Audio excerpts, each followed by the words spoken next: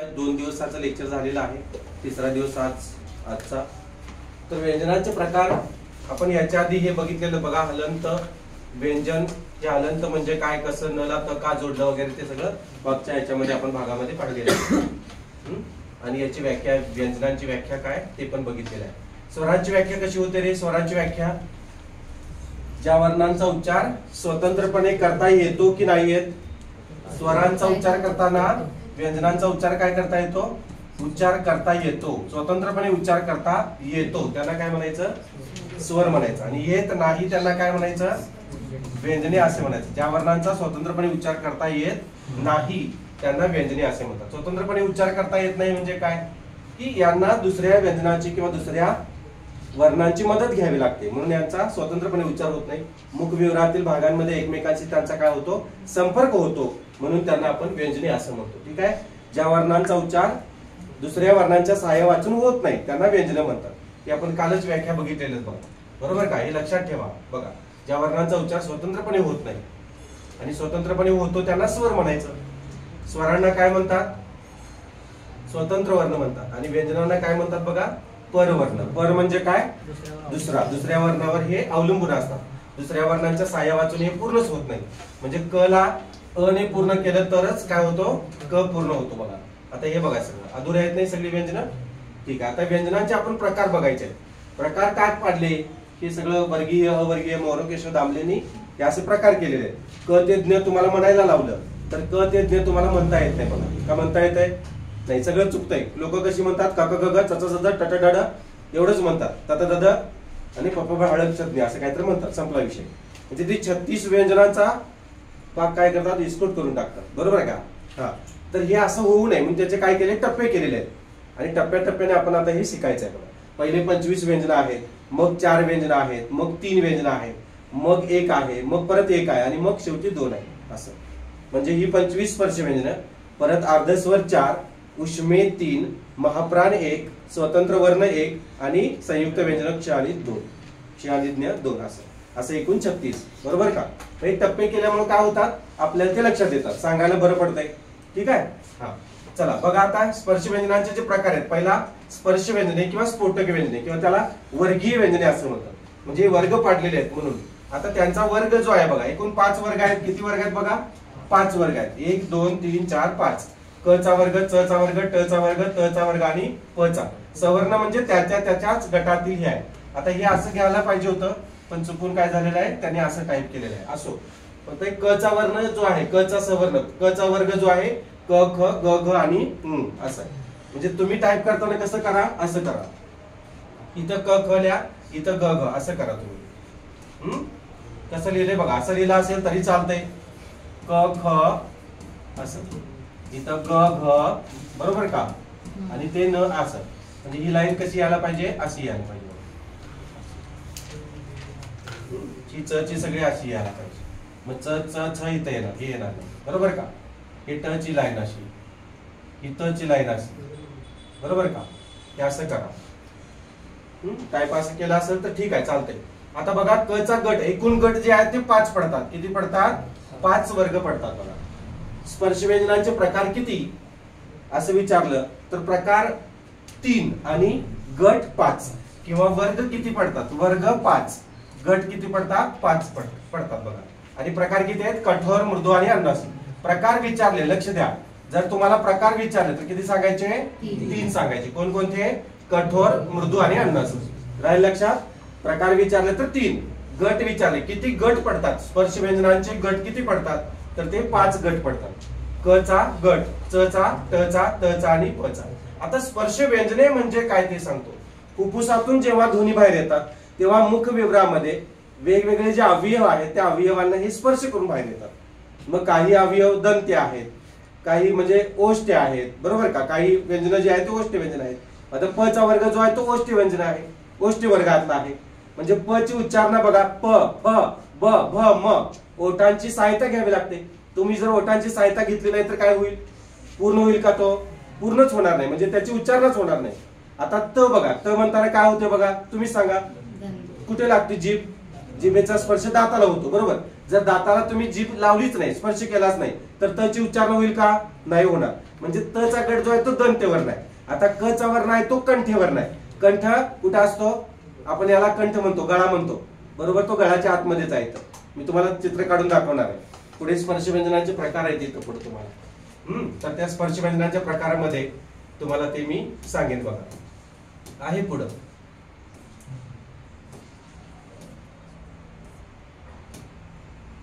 बघा कुठे आहे हे बघा इथं आहे का. कंठ्यवर्ण क चा सगळा आहे. तालव्य वर्ण च चा गट आहे का.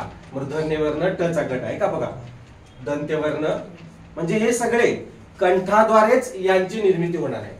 आणि ती का होणार मी ती तुम्हाला इथं चित्र काढून दाखवणार आहे. तालव्य वर्ण रस्व म्हणजे स्वरांमधले दोन आणि च चा सगळा गट आहे बघा. आणि य आणि श वेगळा आहे.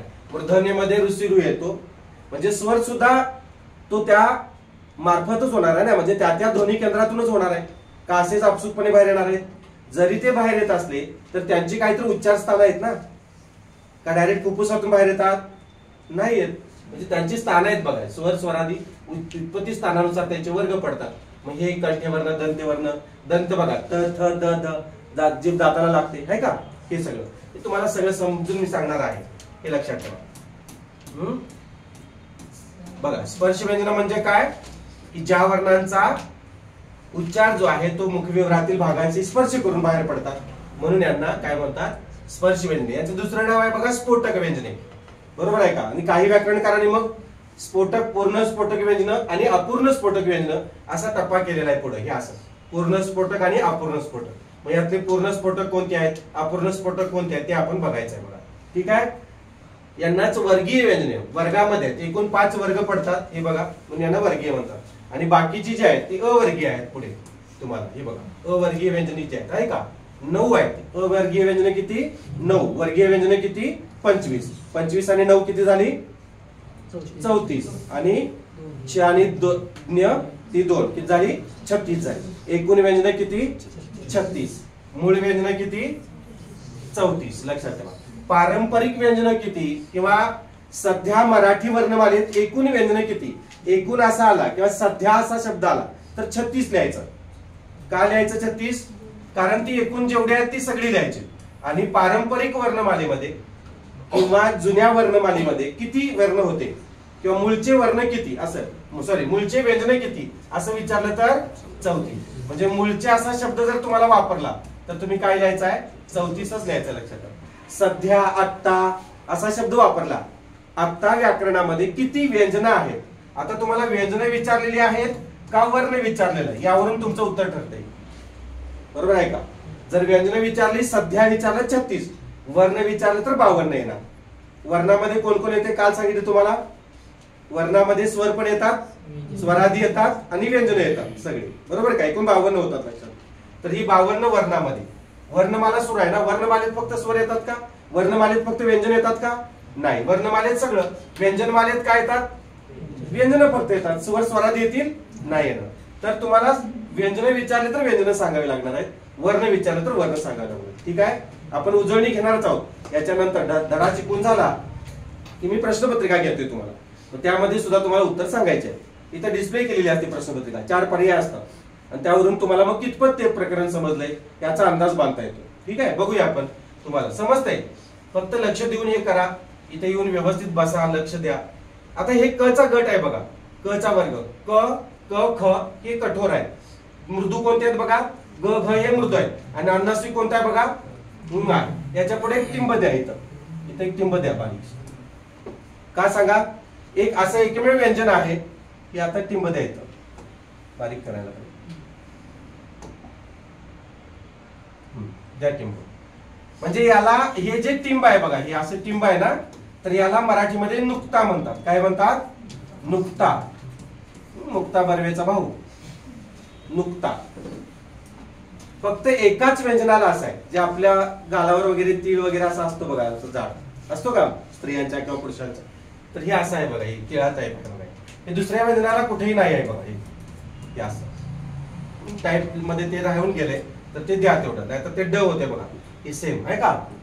काही लोक त्याला डच म्हणतात, पण ड म्हणायचं नाही. काय म्हणायचं ते मी तुम्हाला सांगतो. आता कठोर व्यंजन म्हणजे काय? की हे व्यंजन जे असतात ती उच्चाराच्या माध्यमातून काय असतात, कठोरतेने उच्चारली जातात। यांच्यामध्ये ही जी 10 आहेत बघा, किती आहेत बघा, 10 आहेत। प्रत्येक गटात 2-2 आहेत, म्हणजे 5 दोन्ही किती झाली, 10 झाली। तर ही 10 जे आहेत यांच्यामध्ये कठोरता असते, म्हणजे उच्चाराच्या दृष्टीने कठोर असतात। यांच्यामध्ये लय ताल सूर काही नसतं, म्हणजे मृदू असतात। मृदू व्यंजनाला दुसरं नाव आहे कोमल व्यंजने, लिहून ठेवा इथं। मृदू व्यंजनाचं दुसरं नाव काय, कोमल व्यंजने, लक्षात ठेवा, कोमल कोमल व्यंजने असं। आणि यांचं आहे कठोरला काय ते प्रखर व्यंजने, असं पण घ्या, प्रखर व्यंजने म्हणतात त्याला, प्रखर व्यंजने। कोमल व्यंजने, प्रखर व्यंजने आणि अनुनासिक। अनुनासिकाचे 3 नाव आहेत एकूण, अनुनासिके, परसवर्ण आणि पंचमवर्ण। हे फार महत्वाचं आहे बघा, संधी प्रकरणासाठी तुम्हाला उपयोगाचं प्रकरण आहे, त्यामुळे लक्षात ठेवायला पाहिजे। हे स्पर्श व्यंजनांचा गट, कठोर व्यंजने किती आहेत, मराठीमध्ये कठोर व्यंजने किती आणि स्पर्श व्यंजन गटात किती, हा प्रश्न, हे प्रश्न वेगवेगळे आहेत, लक्षात ठेवा। आता वर्गामध्ये तुम्ही किती विद्यार्थी आहे आणि महाराष्ट्रात किती विद्यार्थी आहे, वेगवेगळ्या उत्तर, बरं। वर्गात काहीतरी 5-50 आहेत, महाराष्ट्रात 5-50 आहेत का, नाही। तसं मराठीत म्हटलं की संपूर्ण मराठीत आलं किती कठोर व्यंजन आहे, आणि स्पर्श व्यंजन गटात म्हटलं की स्पर्श व्यंजन गटातली ही जी आहे ती एवढी सांगायची कठोर, आणि मराठीत आणखी 3 वाढतात, एकूण 13 कठोर व्यंजन होतात। तर ती कशी आहेत ते आपण इथे शिकायचं बघा। आता यांना प्रखर व्यंजन म्हणतात, कोणाला, कठोर व्यंजन। याच्यामध्ये नाद ताल सूर काही नसतं, हे फक्त श्वासाच्या माध्यमातून बाहेर टाकले जातात, हे अघोष व्यंजन असतात। आता घोष म्हणजे काय रे, घोष म्हणजे नाद ताल सूर लय, लिहून ठेवा। घोष म्हणजे काय, नाद ताल सूर लय, नाद ताल सूर लय। हे नाद ताल सूर लय कुठे असतात, गाण्यामध्ये असतात, बरोबर ना। गाण्यांमध्ये जे शब्द वापरलेले असतात, जे अक्षर वापरलेले असतात, ती कशा असतात, मृदूमध्ये असतात, बरोबर का।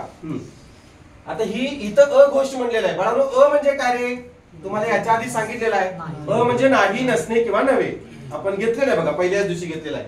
अमोल, नाही मोल, अजय, नाही जय, ज्याच्यावर जय मिळवता येत नाही, बरोबर आहे। अक्षय, नाही क्षय, बरोबर ना। अकारण, कारण नसताना। अचा अर्थ लक्षात ठेवा, अ म्हणजे नाही, म्हणजे यांच्यामध्ये नाद ताल सूर काहीही नसते, लक्षात ठेवा। आणि यांच्यामध्ये नाद ताल सूर सगळं असतं बघा। हे कठोरतेने उच्चारले जातात, हे फक्त श्वासाच्या माध्यमातून बाहेर टाकले जातात।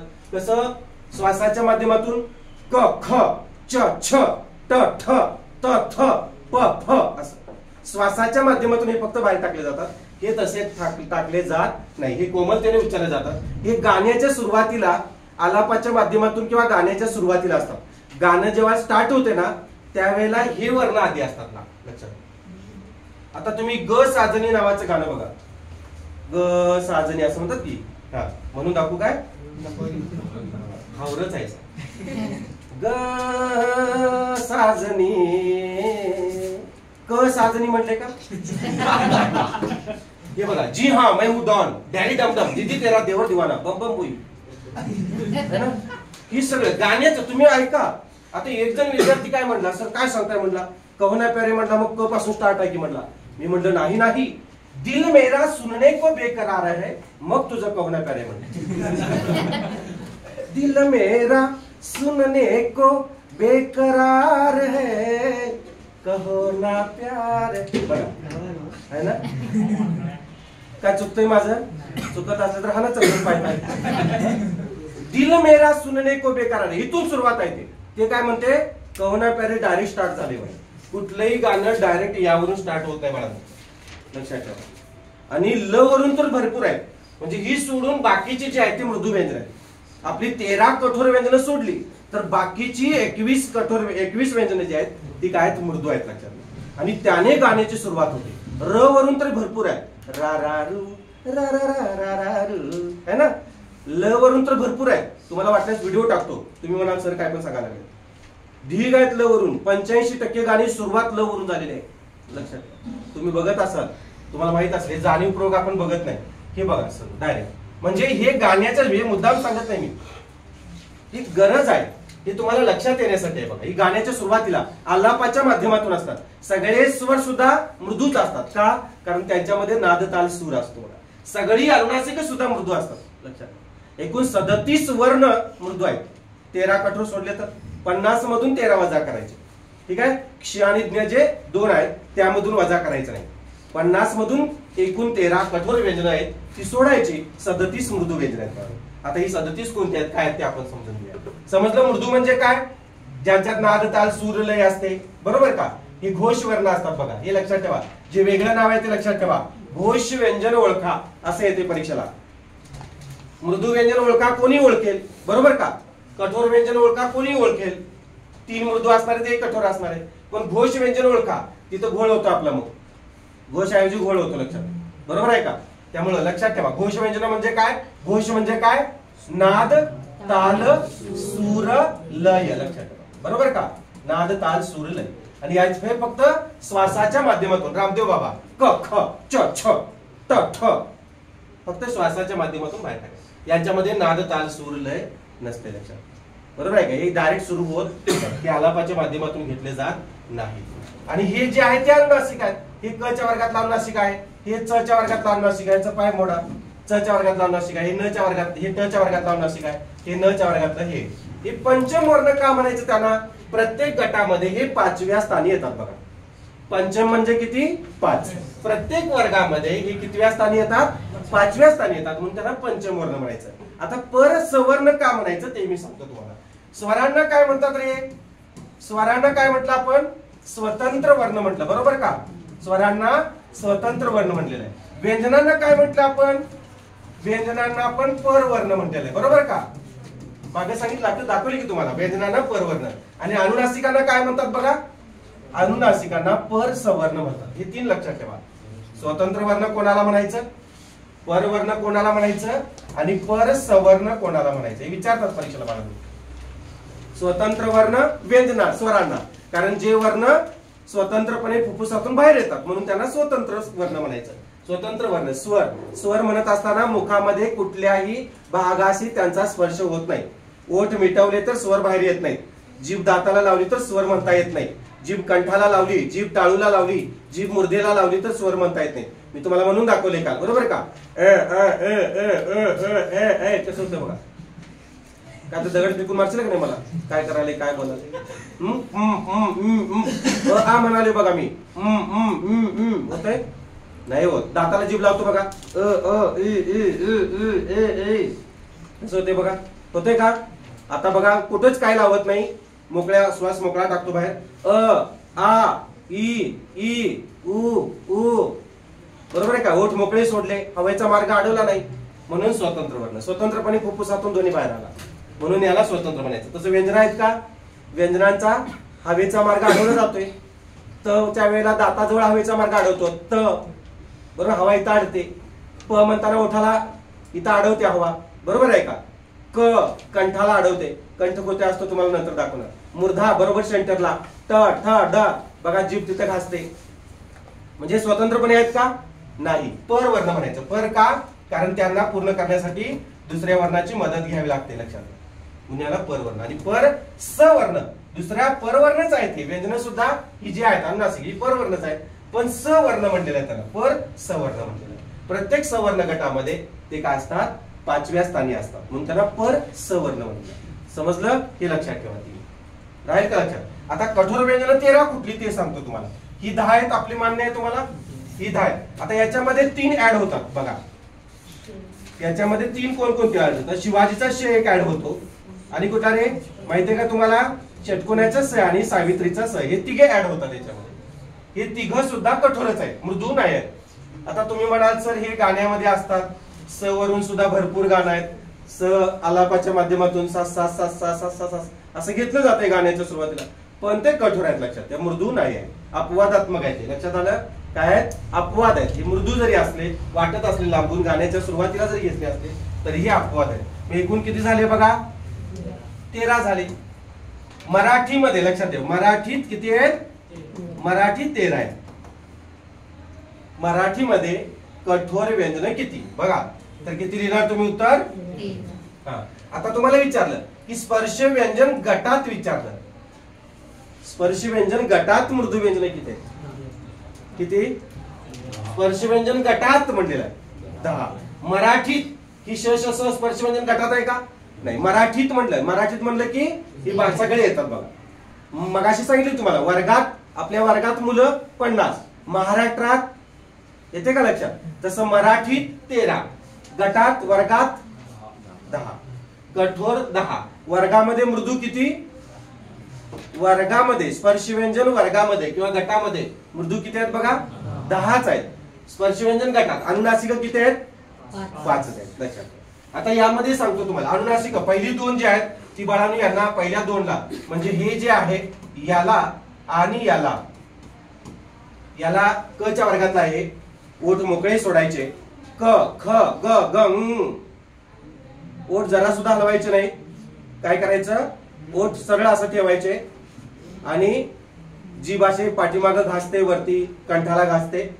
क ख ग घ नासिकेतून याचा आवाज काढायचा. मी ओठ मोकळे सोडायला सांगितले ओठ झाकून, तसं नाही होणार ते. क ख ग ग आईने काम सांगितलं म्हणताय नाही मी नाही जा. किंवा गाडी लहानपणी तुम्ही खेळत होता का? काहीतरी असं लाकडावर वगैरे तुम्ही बसवायचं बघा असं असं करायचं बघा. तेच आहे. आलं का लक्षात? आणि याला काय म्हणायचं? काही लोक याला त्र म्हणतात, याला त्र म्हणायचं नाही. याला काय म्हणायचं? न्य म्हणायचं. न्य. दाताच्या आतमध्ये एक खड्डा आहे, वरचे दात आहेत ना त्यामध्ये आत एक खड्डा आहे बघा, त्या खड्ड्यात जीभ घालायची आणि म्हणायचं न्य न्य न्य. म्हणा न्य न्य. च च छ च छ न्य. असं नाही. च छ ज झ न्य. उगाच बसून करायला नाही केलं मला तसं जाणवलं. ठीक आहे चला. तर हे जे आहे ते हे कसं आहे बघा, हे टच्या वर्गात जीभ अशी मुरडते. त थ द ध न मोठा न त थ द ध न. हे बघा मूर्धन्य आहे. हे दंत ते बघा दाताला लागते. हे त थ द ध न जीभ दाताला लागते आणि हे ओठाला भेटतात. प फ ब भ म. उच्चार स्थानामध्ये आणि मी तुम्हाला सांगेन. ठीक आहे. हा कसं करायचं हे समजलं तुम्हाला? स्पर्श व्यंजने किती आहेत एकूण? एकूण स्पर्श व्यंजने किती रे? 13. काढून चप्पल मला चढून आता सांगितलं एकूण स्पर्श व्यंजन मराठीमध्ये 25 आहेत. हो स्पर्श व्यंजन. तुम्ही प्रश्न मी काय विचारलाय आणि तुम्ही उत्तर काय देताय बघा. आपल्या परीक्षेत सुद्धा हेच गोंधळतो बाळांनो. प्रश्न एक असतो आणि उत्तर एक लिहून येतो आपण आणि घरी आला म्हणतो हे मला येत होतं की हे चुकून वाचलं बघ मी, अनावधानानं नव्हते असं. तर अनावधानानं सुद्धा असं करायला जायचं नाही. नीट प्रश्न वाचायचा. कसा? नीट प्रश्न वाचायचा आणि इथं सुद्धा नीट ऐकायचं. आलं का लक्षात? काय विचारलंयस गुरुजींनी, परीक्षावाल्यांनी काय विचारलेलं आहे? प्रश्न नीट न वाचल्यामुळे बऱ्याच जणांची पोस्ट गेली बाळांनो, आयुष्य बर्बाद झालेले आहेत त्याच्यात. असलेले विचारते हे नसलेले लिहून येते. असत्य विधान विचारलेलं असतं हे सत्य लिहून येते. आहे नाही? हा याला सत्याचा लागलाय असं होते सगळं. बघा हे आता मग हे स्पर्श व्यंजन किती? 25. समजलं? एकूण स्पर्श व्यंजन किती? 25. आता वर्ग किती पडतात सांगा? प्रश्न तयार करूया आपण. याच्यावर प्रश्न येतात सगळे. एक तर तुम्हाला स्पर्श व्यंजन किती म्हणून येतील. दुसरा प्रश्न बघा वर्ग किती? स्पर्श व्यंजन गटाचे वर्ग किती? एकूण वर्ग किती? 5. गट किती पडतात? 5. कठोर व्यंजन किती? स्पर्श व्यंजन गटात 10, मराठीत 13. वाढीव कुठले आहेत? श श स. स्पर्श व्यंजन गटात मृदू व्यंजने किती? 10. बरोबर का? मराठीत विचारलं तर व्यंजने विचारली तर 21. बरोबर का? 34 मधून 13 वजा करायची. किती मधून? 34 मधून 13 वजा करायची बाळांनो. व्यंजने विचारली तर लक्षात ठेवा किती येतात? 21. पूर्ण मराठीत म्हणलेलं आहे मॅडम, लक्षात येते का? मराठीत म्हणलेलं आहे. मराठीत म्हणजे व्यंजन गटात नव्हतं. येते का लक्षात? स्पर्श व्यंजन गटात विचारलं की गटात. आलं का लक्षात? गटातल्या बायका तसं आणि मग गावातल्या बायका जास्त असतात तसं. गावात म्हणजे मराठीत लक्षात ठेवा आणि गटात म्हणलं की एवढंच लक्षात ठेवा. मग हे 34 व्यंजन कुठली? क्ष आणि ज्ञ सोडून एकूण 36 व्यंजन आहेत ना. क्ष आणि ज्ञ सोडून 34 आहेत. त्यातून 13 कठोर व्यंजन काय करायची? वजा करायची. 21 ही काय आहे ती? मृदू व्यंजन. लक्षात ठेवा हे बारीक बारीक गोष्टी लक्षात ठेवा. 21 मृदू व्यंजन कुठं? मराठीत. आणि स्पर्श व्यंजन गटात विचारलं तर मृदू व्यंजन किती आहेत? 10 आहेत. लक्षात येते? ते पण लिहून घ्या. स्पर्शी व्यंजन गटात, स्पर्शी व्यंजन गटात, गटात किती आहेत? 10. आता यात मृदू कुट्टी किती? मृदू व्यंजन किती? 10. कठोर किती? 10. ठीक आहे, हे लक्षात ठेवा तुम्ही, परीक्षेला हमखास विचार करतो. आणि वर्ण म्हटले तर 13 कठोर व्यंजन सोडली, वर्ण 52 एकूण. मराठीत वर्ण 52 आहेत, पारंपरिक मध्ये 48 आहेत. पण तुम्ही काय करायचे? पुसू पुसू का? बघा, समजा तुम्हाला विचारलं की मराठीमध्ये काय म्हटलेलं बघा, मराठीत एकूण मृदू व्यंजन किती, मृदू वर्ण किती, एकूण मृदू वर्ण किती. वर्ण म्हटलं की काय येणार? व्यंजन येणार का? नाही. तर मराठीत एकूण मृदू वर्ण 37 आहेत. लक्षात घ्या. कशामधून? 50 मधून 13 वजा करायची. 52 जे आहेत क्ष आणि ज्ञला यात पकडायचं नाही वजा करताना. का सांगा? क्ष आणि ज्ञ मध्ये पुन्हा मूळचीच व्यंजन त्यात आहेत. हो, ती संयुक्त व्यंजन आहेत ना. क्ष मध्ये क आणि श आहे, ज्ञ मध्ये द, न आणि य आहे. बरोबर आहे का? म्हणून ती संयुक्त व्यंजन आहेत, म्हणून त्यातून वजा करायचं नाही. समजतंय? हा, 50 मधून 13 वजा करायचे. किती राहतात? 37 राहतात. बरोबर आहे ना? तर मराठीत एकूण मृदू वर्ण 37. मराठीत मृदू वर्ण. मराठीत कठोर व्यंजन किती रे? 13. मराठीत म्हटलं की 13.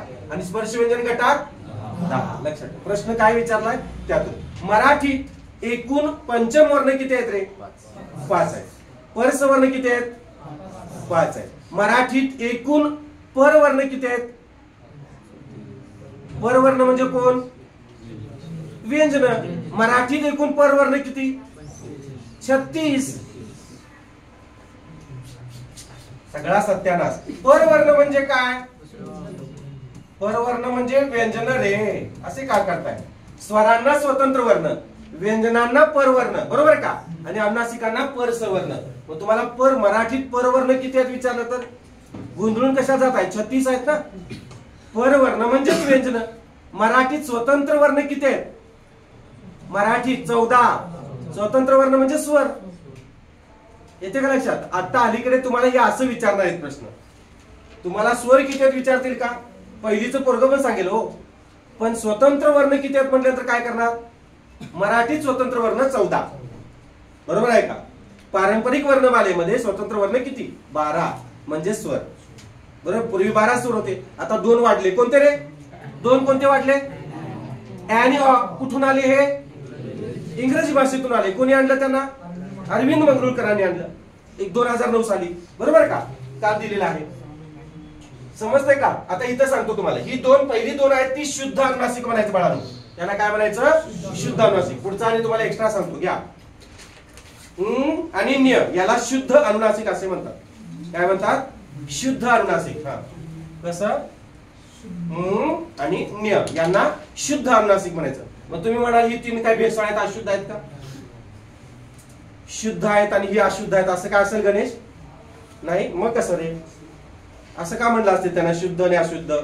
कारण हे म्हणत असताना हे तुम्हाला, तुम्ही चोचरे जरी असला तरी तुम्हाला ते शुद्धच उच्चारायला पाहिजे. नाही आलं तर शांत बसायला पाहिजे, लिहून दाखवायला पाहिजे. हे कसं पण उच्चारून चालत नाही बाळांनो. आता बघा, वाङ्मय, वांग निश्चय हे शुद्धच उच्चारायला पाहिजे तुम्ही. कसं पण उच्चारून चालणार, वाङ्मय म्हणून चालणार नाही. काय चालणार आहे? लक्ष द्या, बारीक लक्ष द्या. वाङ्मय, चंचल, चंचल, चंचू पात्र हे शुद्धच उच्चारायला पाहिजे ना. याचा वापर करून चंचू शब्द लिहिला जातो. लक्षात घ्या. चंचू, अंजन, व्यंजन. हे बघा, लक्ष द्या. व्यंजन, सॉरी माफ करा, व्यंजन. बघा, व्यंजन, चंचू असं आहे बघा. याचा शुद्धच उच्चार करावा लागतो. हे असं का लिहिलं? व्यंजन मी असं का लिहिलं नाही ते तुम्हाला मी यानंतर सांगणार आहे. बघा, लक्ष द्या. काही वेळेला नाही समजू दे, आता नाही समजल, पण कधी कधी पिक्चर पूर्ण बघितल्यानंतर घरी आल्यावर कळतो आपल्याला. लक्षात येते का? असं होते. तर इथं तसंच होणार आहे. काही गोष्टी यात तुम्हाला ज्ञात नाही आहेत, ते ज्ञात करून घ्यायला लागलाय तुम्ही. बरोबर आहे ना? तर हे समजून घ्या. नाही समजू दे, जरा किचकट जाऊ दे, पण वेळ निघून गेल्यावर सगळं व्यवस्थित होते. थोडंसं काय होईल आपल्याला ते समजून घ्यावं लागणार. ही शुद्ध अनुनासिक आहे. आता ही जी उच्चारताना आपण कसंही उच्चारू शकतोय. आपण कसंही म्हणू. बघा, 3 खोल्या देण्यात, मला ठाण्याला जायचं आहे, काही पण म्हणतोय आपण. बघा, घंटा वाजून येत, नाण्याला दोन बाजू असतात. आता मी नाण्याला दोन बाजू असतात हे म्हणलं का हे म्हणलं काय समजलं? नाण्याला दोन बाजू असतात. मी जीभ दाताला लावून दोन्ही नाण्यालाच केलं मी, तरी पण तुम्ही काय समजलं? नाणं. नाणं या शब्दात कसं आहे लिहितानाही आपण असं लिहितो ना, नाणं नाणे. मग मी काय म्हणलं? नाण्याला दोन बाजू असतात. नाण्याला म्हणलं मी. लहान नचा वापर केला मी, केला का? नाण्याला म्हणलं मी, तरी सुद्धा तुम्हाला काय ऐकू आलं? त्याच नाण्याला. बरोबर आहे का? म्हणजे यांचा स्पष्टोच्चार केला नाही तरी चालतोय. हे सुद्धा तसंच आहे. माझी गंमत झाली बाबा. आता काय संबंध आहे आमचा तुमचा? संबंध नाही असं म्हणतो का आपण? गंमत केली मी असं म्हणतो का आपण? लय आज गमती जमती चालल्यात. साधं वापरलं आपण, लक्षात येते का? पण हे तसं वापरून दाखवा मला. वाङ्मय शब्द कसं पण म्हणून दाखवा. दाखवा. चंचल शब्द, व्यंजन शब्द म्हणून दाखवा. व्यजन, वाघडमय, त्याला नागडच करता येते. बरोबर आहे ना? म्हणून यांना शुद्ध अनुनासिक म्हणायचं. आता आणखी एक प्रश्न परीक्षेला सारखा आहे तुम्हाला. अर्ध अनुनासिक म्हणजे काय? असं आहे. अर्ध अनुनासिक म्हणजे काय? किंवा अर्ध अनुनासिक ओळखा. कोणता असेल हो यातला अर्ध अनुनासिक? कोणता असेल? काय वाटतंय तुम्हाला? नवीन आले त्यांनी काय तर तडका लावून सांगा बघू. अर्ध अनुनासिक कोणता असेल? काय वाटतंय मला तुला? पहिलं वाटतंय अर्ध. म्हणजे इथं मी अर्ध मांडले म्हणून ही द्यायचं राहून गेले बाळा, नाही तर ते लक्षात ठेवा तुम्ही. नाही तर ड असं तिथे क्लिअर मारले की जाते. सांगा. मग अर्ध आहे असं वाटतंय. ठीक आहे. अजून कोणाला वाटतंय? काय वाटतंय तुम्हाला? कसं तरी वाटतंय कोणाला?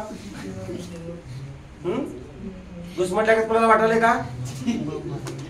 नाही. मग गुदगुल्या वगैरे व्हायलात का? यामध्ये अर्ध अनुनासिक नाहीच आहे बाळांनो. यामध्ये नाहीच तर कुठलं सांगणार? अर्ध अनुनासिक जे आहे ते व या व्यंजनाला अर्ध अनुनासिक म्हणतात. काय म्हणायचं? व या व्यंजनाला अर्ध अनुनासिक म्हणतात. फार वेळा प्रश्न येऊन गेलेला आहे आणि मुलं काय करतात? हे तीन पर्याय, यातले तीन पर्याय असतात आणि व एक असते. मग पोरं काय विचार करतात बघा, अरे व हे व्यंजन आहे ते अर्ध अनुनासिक कसं असेल? बरोबर का? मग यापैकी एक. आता ज्यानं जसं सांगितलं तसं लिहून येतं. मग कोण हे लिहितंय, कोण अर्ध हे असं वाटतंय बघा, हे जरा लयच फुल वाटतंय म्हणून हे लिहून येतात. बरोबर का? तर व हे अर्ध अनुनासिक आहे का? अनुनासिक म्हणजे काय? अनु म्हणजे काय सांगितलं परवा मी? अनु म्हणजे नंतर. बरोबर का? अनुस्वार, नंतर स्वार होणार, आरूढ होणार. अनु म्हणजे नंतर. अनु म्हणजे काय? नंतर. लक्षात ठेवा. तर अनुनासिक, नासिका म्हणजे काय? नाक. फुफ्फुसातून पहिल्यांदा ध्वनी बाहेर येतो आणि नंतर नासिकेतून बाहेर येतो. बघा, फुफ्फुसातून ध्वनी बाहेर काढा आणि मग नासिकेतून बाहेर काढा. तोंडाद्वारे येत नाही यांचा उच्चार करणार. फुफ्फुसातून ध्वनी बाहेर ढकलला जातो, फुफ्फुसातून नासिकेतून. न्य न म. बरोबर आहे का? आता नाक दाबून धरा आणि हे फुफ्फुसातून ढकला आणि नासिकेतून आवाज बाहेर येतो का बघा.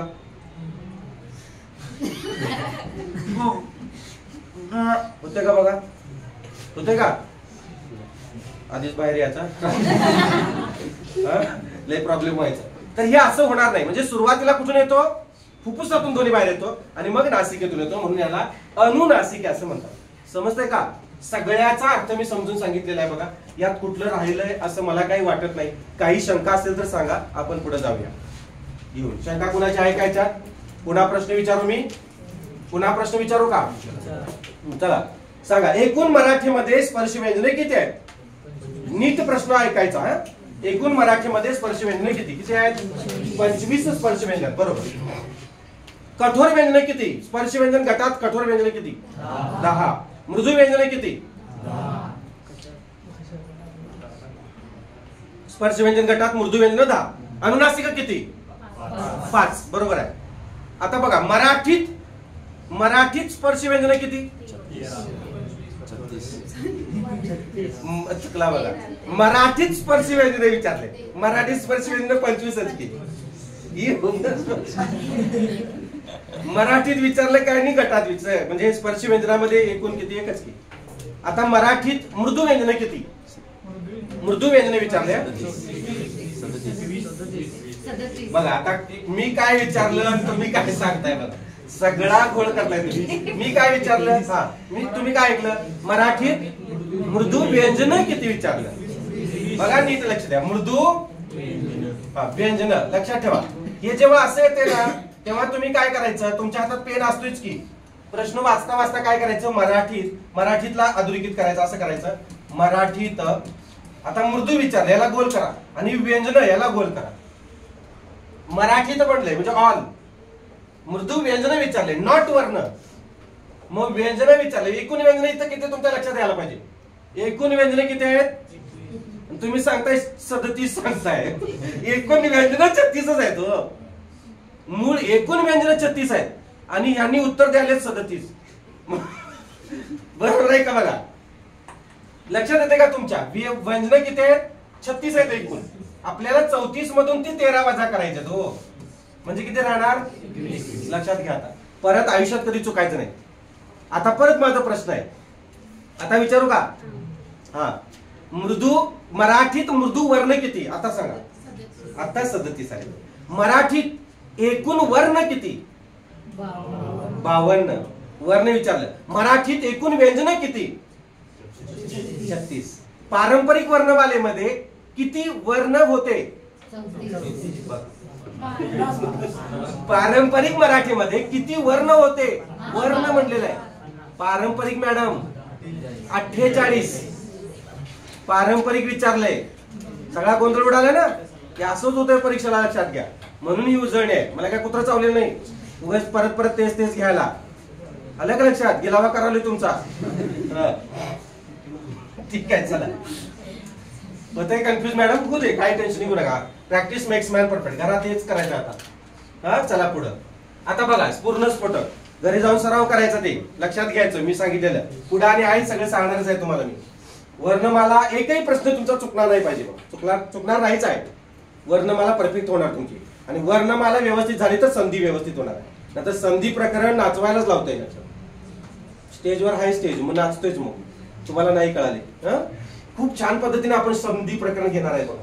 आता स्फोटक व्यंजने किंवा याला पूर्ण स्फोटक म्हणतात आणि ही अपूर्ण स्फोटक. आता पूर्ण स्फोटक कोणते आहेत ते मी सांगतो तुम्हाला. फुफ्फुसातील हवा जी आहे ती जोराने बाहेर टाकली जाते वगैरे वगैरे जे आहे ते सगळे सांगणार आहेत बघा. याच्यात पूर्ण स्फोटक कोणते आहेत ते घ्या. क दिसत नाही. दुसरं घेतो. पिवळा घेऊ? काळा घेऊ? ठीक आहे काळा घेऊ. तुमची इच्छा पूर्ण करतो. क ग दिसतंय का? बघा दिसतंय. क ग इथं ट ड घ्या. ट ड त द आणि प ब ही आहेत स्फोटक व्यंजने. ही आहेत स्फोटक व्यंजने. आता याची क्लुप्ती तुम्हाला सांगतो मी. लक्षात ठेवायची क्लुप्ती सांगतो. ठीक आहे. क्लुप्ती घ्या. बघा. काग टेडे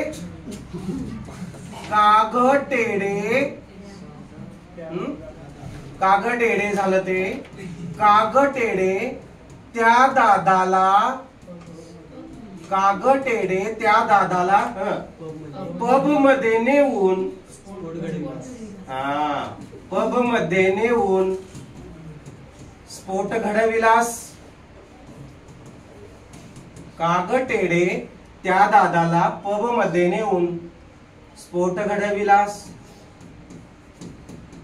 संपवलास.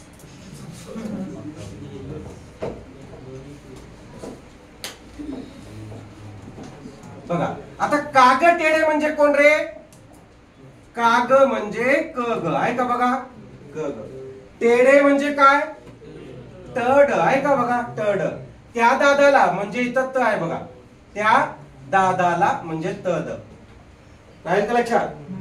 काग टेडे त्या दादाला पब हे बघा पब आहे का? पब मध्ये नेऊन स्फोट घडविलास म्हणजे स्फोटक व्यंजने. राहील लक्षात? लिहा. क्लुप्ती लिहा व्यवस्थित. आता आपण अपूर्ण स्फोटक किंवा अर्ध स्फोटक बघूया.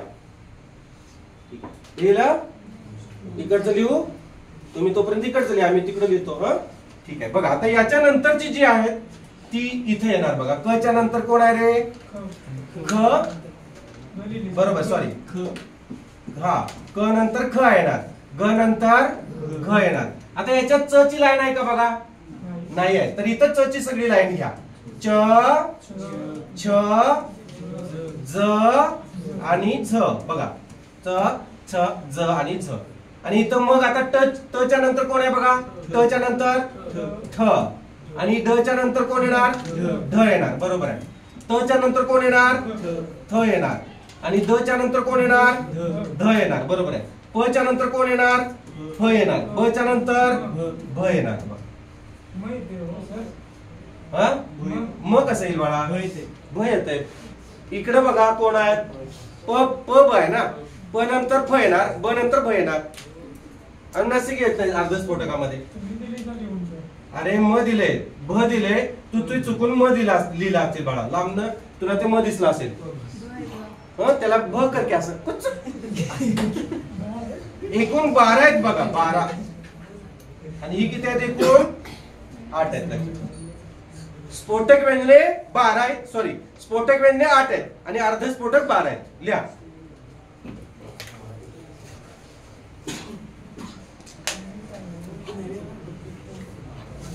बघा हायलाइटर वगैरे आणून सगळं.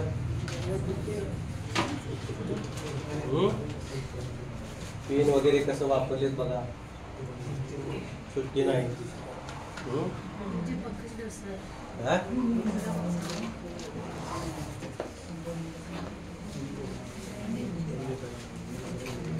वही व्यवस्थित करा म्हणजे झालं. माझं काय नाही बघा.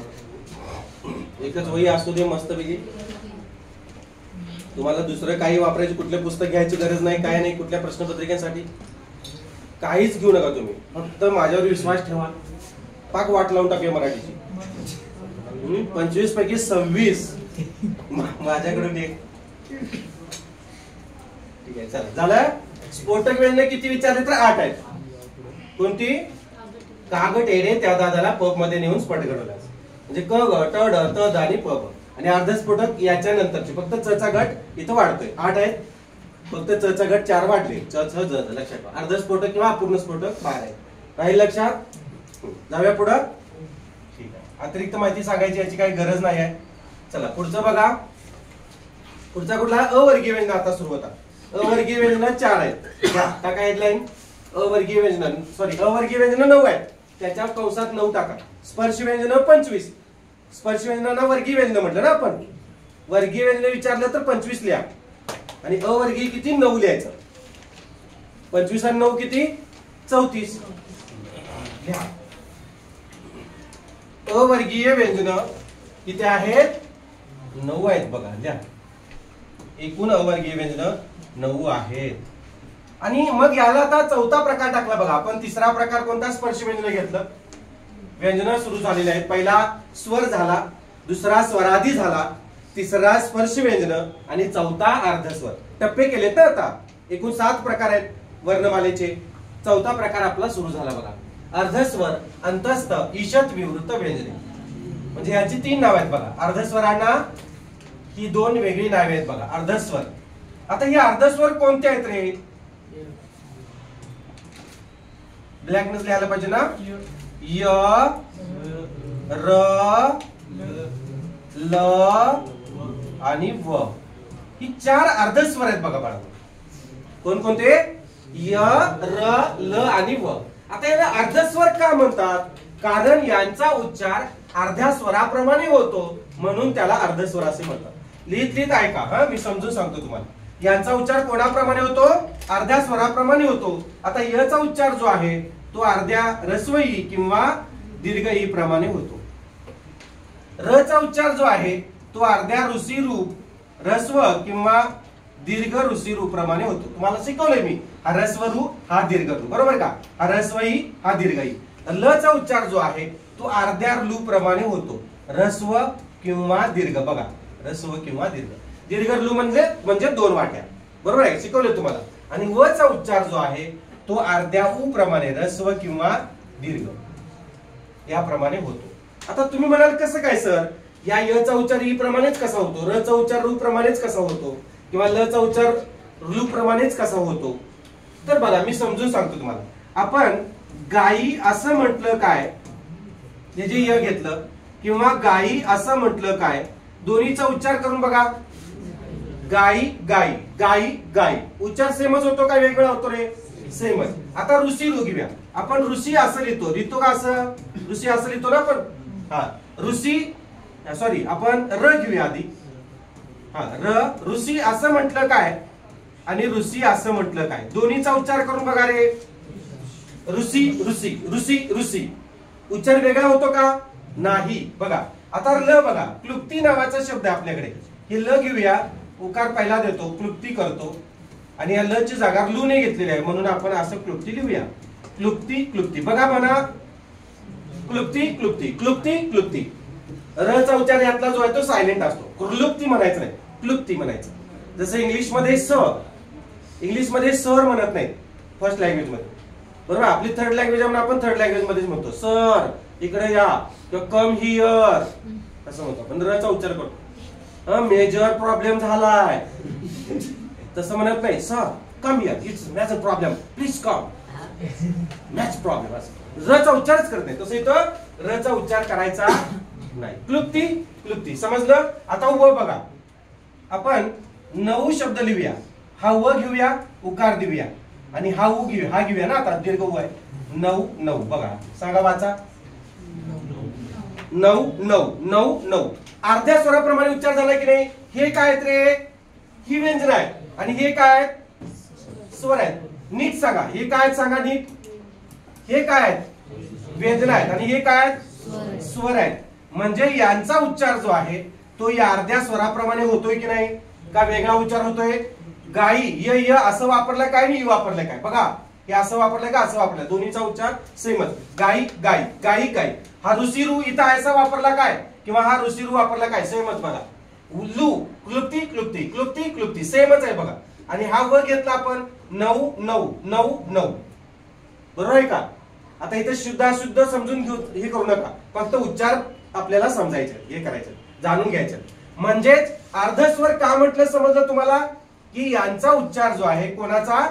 य चा उच्चार, र चा उच्चार, ल चा उच्चार आणि व चा उच्चार, या चारांचा जो उच्चार आहे तो अर्ध्या स्वराप्रमाणे होतो, म्हणून यांना अर्धस्वर असं म्हणतात. समजलं? आता यांना अंतस्थ असे का म्हणतात ते सांगतो. अंतस्थ या शब्दाचा अर्थ होतो बाळांनो आतील. अंतस्थ या शब्दाचा अर्थ होतो आतील. आता हे कोणाच्या आतील असतात ते आपण जाणून घेऊया. आता बघा काय म्हटलेलं आहे बघा, य जो आहे तो कोणाच्या नंतर उच्चारला जातो रे, माहिती आहे का? बघा. आणि व हा जो आहे याच्या नंतर कोण उच्चारला जातो, जरा कल्पना आहे का? बघा, य च्या आधी कोणता वर्ण येत असेल किंवा कोणतं व्यंजन येत असेल रे? काय वाटतं तुम्हाला? म. बघा की क ख ग घ ङ च छ ज झ ण्य त ठ ड ढ न त थ ध ध न प फ ब भ म य र ल व श श ष ळ. म्हणजे म नंतर काय होतो? य येतो. म्हणजे याच्या आधी इथं कोण आहे बघा? म आहे. आता य र ल व मग कोण येतो बघा? श श स. पहिला श कोणता रे? शिवाजीचा श, दुसरा षटकोनाचा, तिसरा सावित्रीचा. म्हणजे इथं कोण येणार? इथं शिवाजीचा श येणार बघा. आलं? आता नीट लक्ष द्या. स्पर्श व्यंजने यांना तुम्ही काय म्हणणार रे? यांना आपण काय म्हणतो बाळांनो सांगा? यांना काय म्हणतो आपण? स्पर्श व्यंजने म्हणतो का? स्पर्श व्यंजन गटात आहे ना, स्पर्श व्यंजन म्हटलं आपण याला. आता याला श ला काय म्हणतो रे आपण? काय सांगितलं तुम्हाला मी? उष्मे किंवा घर्षक म्हणतात मराठीमध्ये. काय म्हणतात? उष्मे किंवा घर्षक म्हणायचं. इथं लिहा उष्मे किंवा घर्षक. बरोबर आहे का? आहे का? आता लक्ष द्या, लक्ष द्या. अंतस्थ म्हणजे काय ते सांगतो.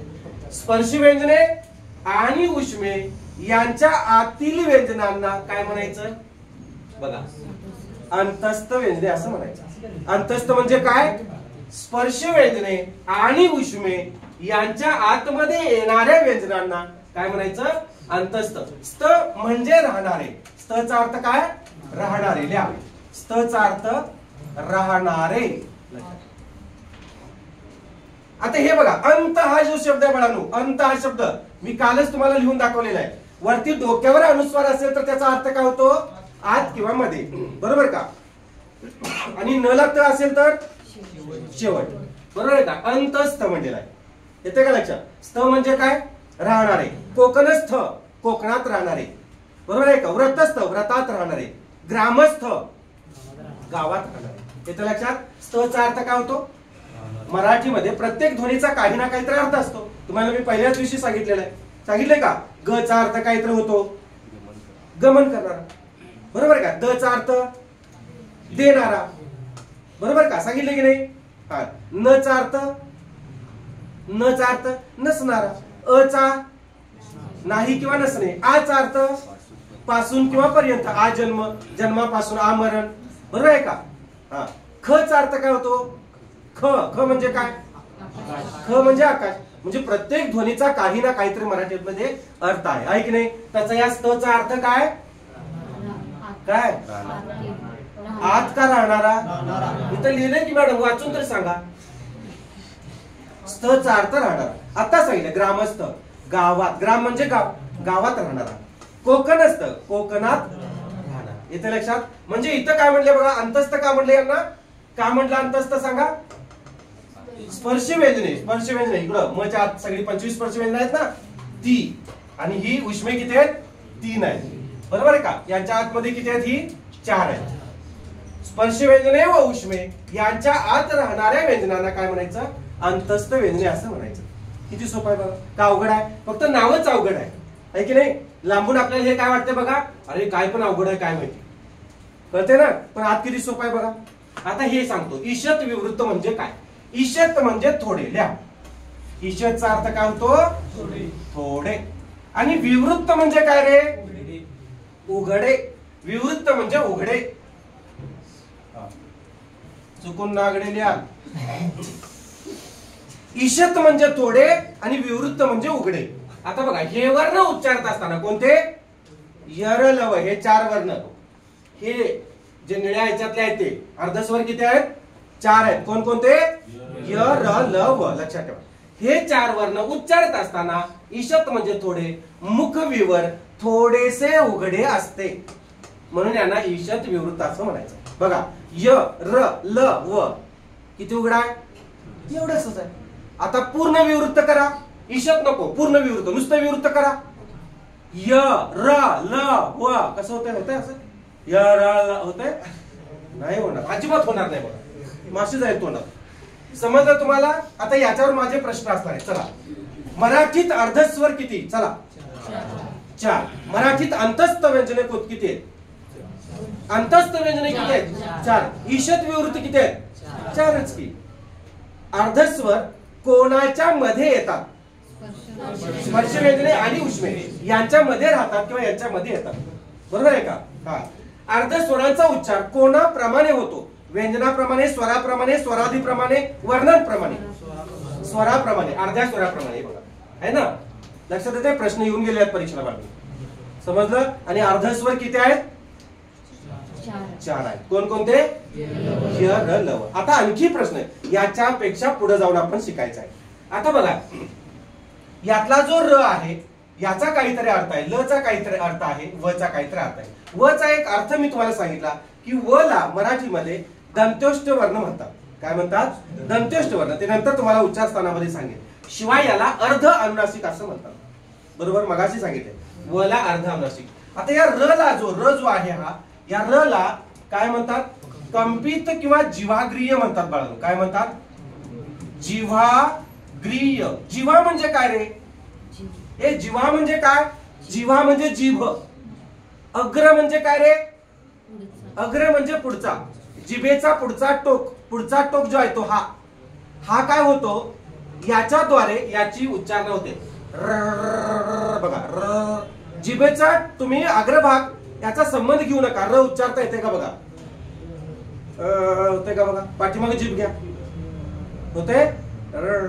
होणारच नाही. समजलं का? म्हणून याला जिव्हाग्रीय म्हणायचं. आणि याला स्पंदित सघोष म्हणतात. मी नंतर देतो लिहून, आधी ऐका. स्पंदित सघोष म्हणतात. सघोष म्हणजे काय? ज्याच्यामध्ये नाद ताल सूर लय आहे. आता स्पंदित म्हणजे व्हायब्रेशन. स्पंदन, व्हायब्रेट. हे र म्हणत असताना काय होते बघा? व्हायब्रेट होते नाही? असं होते की नाही, मोबाईल फोन आला व्हायब्रेटवर ठेवले की तसा आवाज येतो ना, म्हणून याला म्हणायचं स्पंदित सघोष किंवा जिव्हाग्रीय असं म्हणतात याला. आणि ल ला पाश्विक सघोष म्हणतात.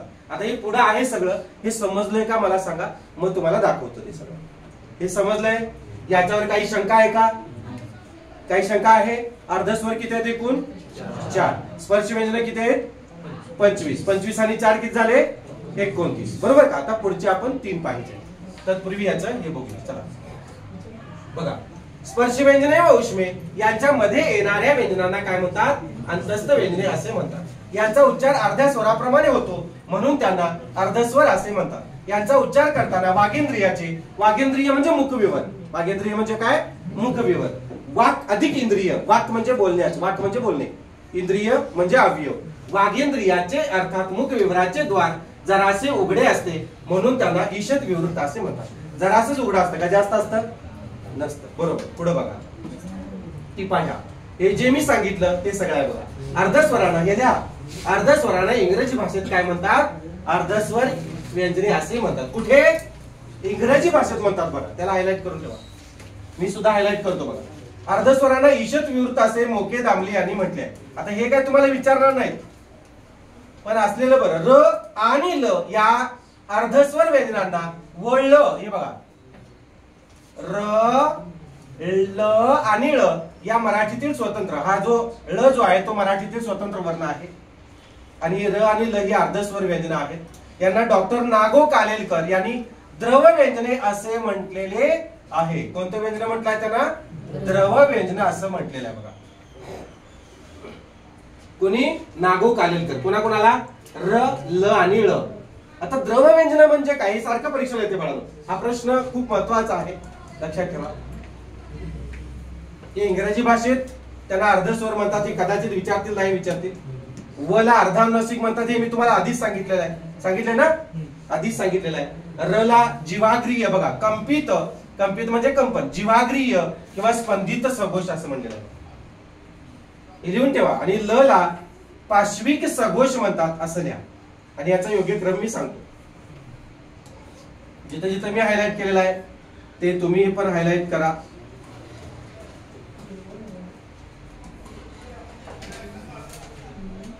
आता याला द्रव व्यंजने का म्हणतात ते सांगतो. कारण हे वर्ण उच्चारत असताना लहान बाळाची लाळ गळत असते बघा. ते लहान बाळ बोलायच्या आधी म्हणजे त्याचा जो भाषिक विकास जो व्हायचा असतो बघा, किंवा मौखिक विकास व्हायच्या आधी त्याच्या तोंडातून असेच वर्ण बाहेर येतात,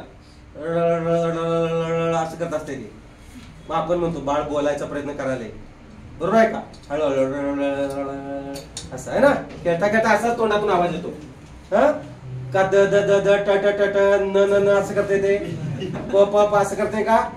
नाही करत. क क ग घ म्हणताय का ते?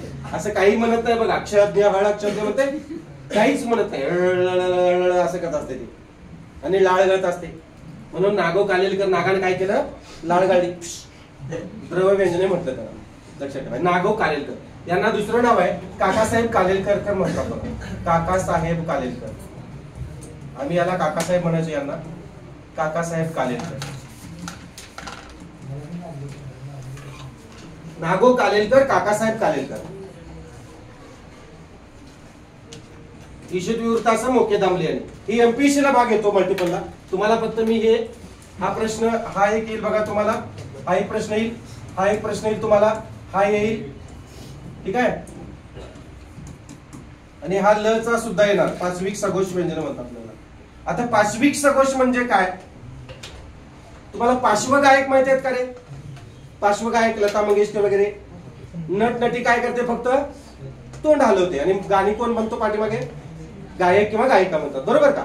तसं हा ल जो असतो तो जेव्हा ताना सुरू करतात किंवा ते सुरपेटी हार्मोनियम वगैरे चालू करताना तो ल ताना सुरुवातीला घ्यावा लागतो आणि त्याच्यापासून जास्त काय आहेत सूर चालू होतात. त्याच्यापासून मी सांगितलं ना 85% ल पासून गाणे सुरू होतात बघा. माझ्याकडे तो व्हिडिओ असेल तर तुम्हाला पाठवतो. ल पासूनच सुरुवात झाली, डायरेक्ट असं कुठल्याही क पासून झालेलं नाही, च पासून सुरुवात झालेली नाही त्या गाण्याची. ल पासून तुम्ही एक गाणं ऐकलं असेल, ते कुठलं तर लल्ला असं काय तर गाणं आहे बघा, ते असं उड्या मारत अमिताभ बच्चन वगैरे. ते व्हिडिओ टाकल्याशिवाय तुम्हाला कळणार नाही. ठीक आहे, टाकतो. दोन्ही एकत्र ऍट टाइम असतं तर मग इकडे व्हिडिओ दाखवला असता तुम्हाला. ठीक आहे, चला झालं पुसू, जाऊ दे पुढं. नको घ्या सावकाश, जाऊ दे संध्याकाळी. तर दिसतंय काही शंका आहे का? आहे का बाळा शंका काही? असंच नाही काय मुलगा दुखा लागेल सगळं गाडी म्हणजे आपण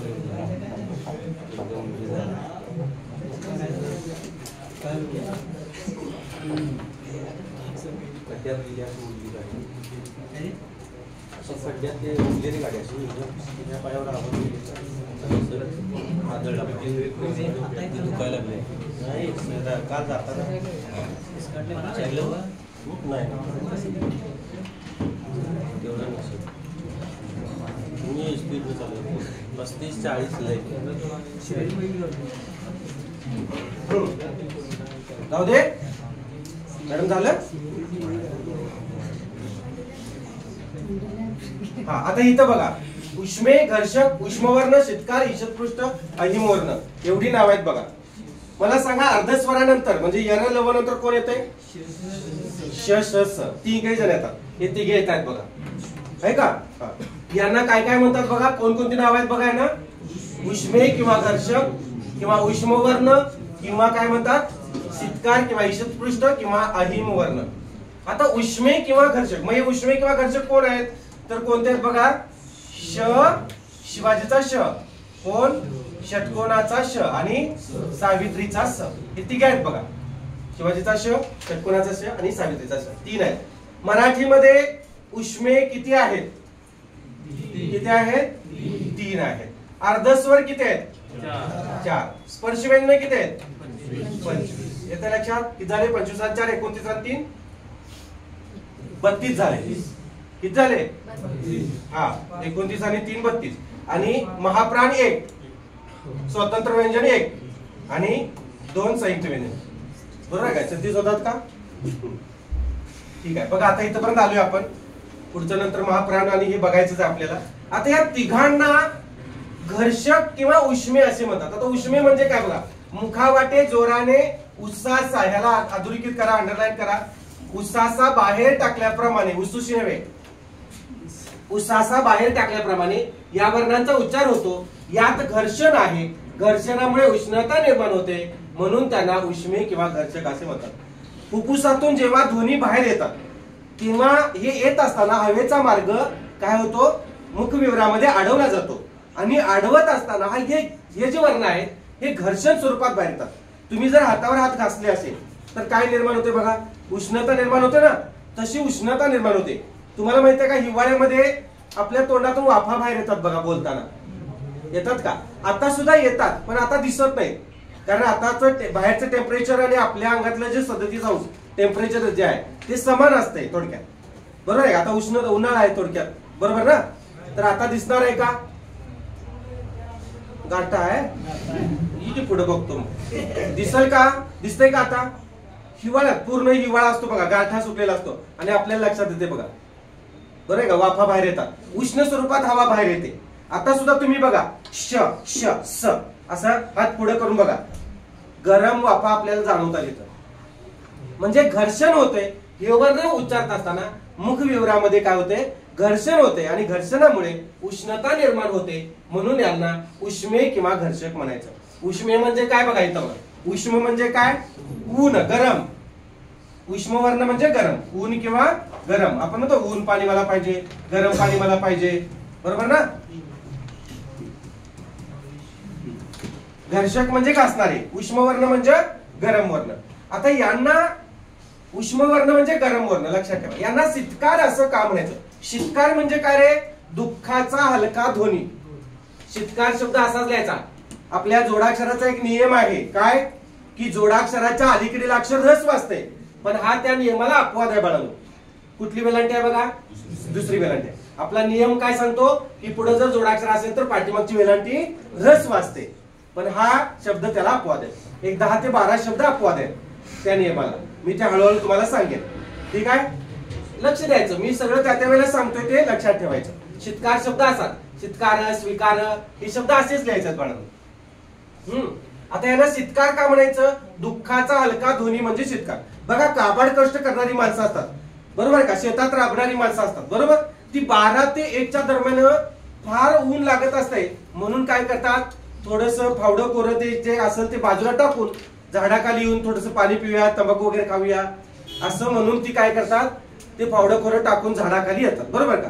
आणि येता येता ते शेजारी कोण राम्या गोम्या कोण असेल, तुषा बिषा असतील, काय करत असतील तर त्यांना ते हाक मारतात, अरे तुषा ऐक मर्दा, तंबाखू ये जरा, ऊन लागाले मर्दा, कसलं ऊन लागाले, ये जरा मर्दा बसूया, पाणी पिऊया गार मस्त, ये झाडाखाली असं म्हणतात. आणि बरोबर झाडाखाली आल्याबरोबर त्यांच्या मुखातून एक ध्वनी बाहेर येतो. कोणता येतो माहित आहे? कसलं ऊन लागाले रे, काय मर्दा तुषा आज काय खरं नाही, तापाल्यात पाय मर्दा चटचट भाजायला, असा आवाज येतो का त्यांच्या तोंडातून? काय मर्दा तुषा ड असा येतो ग असा येतो का? आई सुद्धा बघा, आई दमलेली असते धुणं धुवून वगैरे, त्यावेळेला आईच्या मुखातून जी जरा बसली ना शांतपणे, आता बाई जरा असं झालं बाई, सांग जात बघ, सकाळपासून काही खरं नाही, असाच येतो ना आवाज. काही असा आवाज करते च असे आवाज काढते नाही येत लक्षात. दुःख झालेलं असतं म्हणून तो ध्वनी बाहेर येतो का? आनंद झालेला असतो म्हणून? आनंद झाला असतो तर मग कोणता आवाज आला असतो तुम्हाला माहितीये, बरोबर का. दुःखाचा हलका ध्वनी. हलका असतो का मोठ्याने काढतात श असं काढतात? अजिबात नाही. आलं लक्षात? ईशत म्हणजे काय? थोडे याच्या आधी सांगितले. आणि स्पृष्ट म्हणजे बंद किंवा लागलेले. बघा हेवर न उच्चारत असताना मुखमेवर जरासं लागलेलं असतं बघा. श श स विवृत्त करा, उघडे करा, म्हणता येते का बघा?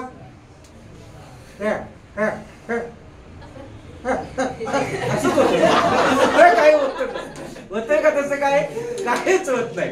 आता मुखमेवर अर्ध विवृत्त ठेवा, अर्ध अर्ध होते का बघा? नाही. आता जरा लावा, बंद करा जरा. श श श है ना? जरासा दरवाजा लावता की नाही?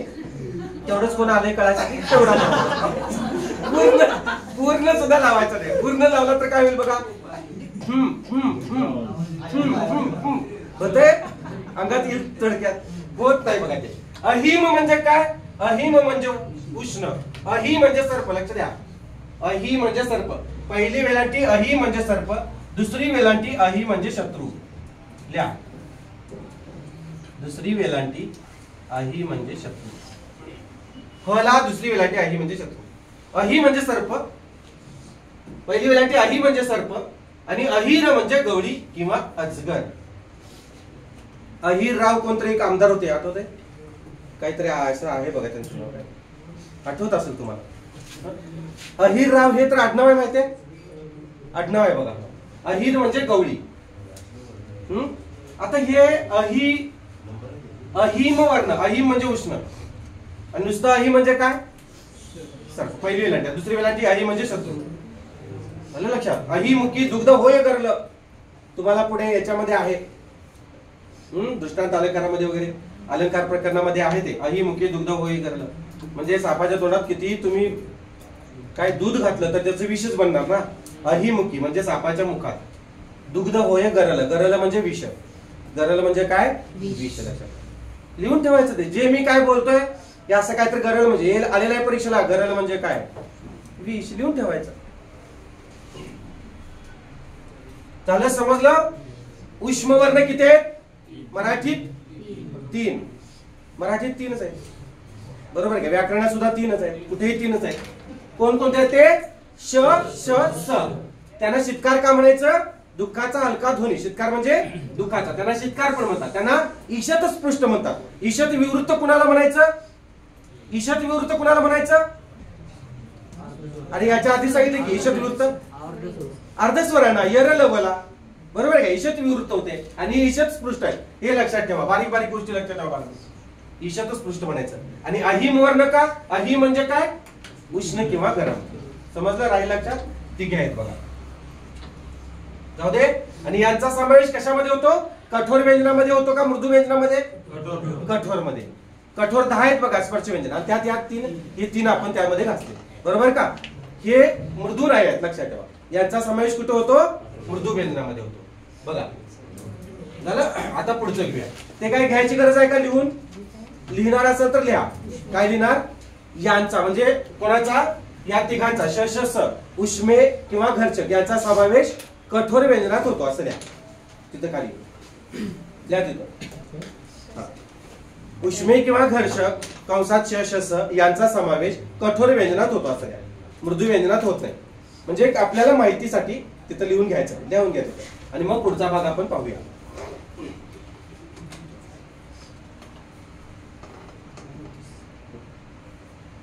झालं. यांचा समावेश कठोर व्यंजनात होतो रे. एकूण कठोर व्यंजन 13 आहेत ना. 10 त्याच्यातली स्पर्श व्यंजन गटातली आणि ही 3 13 ती तेवढी लिहून घ्यायचं तेवढं. आता आपण एक माझ्या लक्षात आलं थोडं इथं अर्धस्वरांचा उच्चारानुसार योग्य क्रम हे सांगायचं राहून गेलं बाळांनो. तुम्हाला माफ करा, मी पुन्हा मागे येतोय थोडस. बरोबर ना? योग्य क्रम राहिलेला आहे. हे परीक्षेला आलेलं आहे बाळांनो. आता मला सांगा याचा योग्य क्रम कोणता असेल रे? तुम्हाला माहितीये का योग्य क्रम कोणता आहे तो? आता तुम्ही यर लव लिहिलेला आहे. मुलांनी सुद्धा सगळ्या मुलांनी य र ल आणि व लिहिलेलं आहे उत्तर. पण हे चुकलेलं आहे सगळ्यांचं. यर लव हा योग्य क्रम नाहीच आहे त्यांचा अर्धस्वराचा. तर काय आहे ते मी तुम्हाला समजून सांगतो. मला बाराखडी ते बाराखडी मधलं स्वर म्हणा. स्वर म्हणून दाखवा रे. क्रमाने स्वर म्हणा. चला. अ आ ई ई उ उ रू रू लू कुठं सोडताय? रू रुलू. बरोबर का? रू लू म्हणा. अ आ ई उ ऊ रू लू. बस इथपर्यंत. आता ह्याचं काय नाही. ठीक आहे. ह्या दोघांना आपण काय केलं? ह्या दोघांचा समावेश म्हणजे याचा उच्चार कशाप्रमाणे होतोय? य प्रमाणे होतोय. झाला. य प्रमाणे. या दोघांचा समावेश कोणाप्रमाणे होतोय? व प्रमाणे होतोय. बरोबर का? व प्रमाणे. ऋषीरूचा हे कोणाप्रमाणे होतोय? र प्रमाणे होतोय. याचा ल प्रमाणे होतोय. आता वाचा य व र ल म्हणजे अर्धस्वरांचा योग्य क्रम काय? य व र ल. कुठे लिहिणार? इथं लिहा उत्तर. अर्धस्वरांचा योग्य क्रम य व र आणि ल. य व र. अर्धस्वरांचा योग्य क्रम य व र आणि ल. आपण यर लव म्हणतोय ना, तर ते यर लव नाही आहे, य व र आहे. आणि ते काय हे तुम्हाला मी इथं सांगितलं बघा. बरोबर का बाळांनो? यांचा पायमोड आहे. ठीक आहे. ऍडमिट होईल एवढं मोडायचं नाही. जाऊ दे पुढं. लिहून घेतलं? ठीक आहे. माफ करा ते सांगायचं राहून गेलं मला मगाशी. आता आपण इथं आलोय बघा. इथं सॉरी महाप्राण वर्ण. आता श श स नंतर कोण येते रे? सांगा बघू. श श स नंतर कोण येते? ह येते. बरोबर का? ह या व्यंजनाला काय म्हणतात? महाप्राण वर्ण असे म्हणतात. कोणाला?